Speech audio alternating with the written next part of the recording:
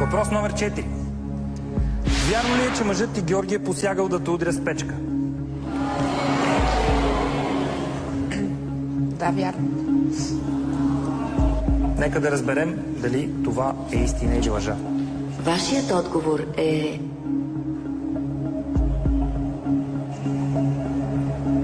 истина.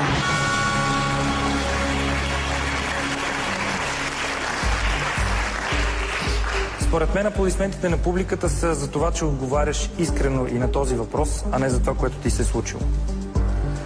Обръщам се към Георги. Кога се случи това?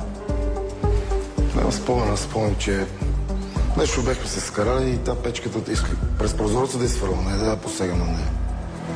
И тя се разби останата. Тоест, за разлика от това, което мисли Мария, и смяташ, че това не е вярно. И ако съм искал да удара с печката, сигурно да съм ударил, мислим, че нямаше да присъства.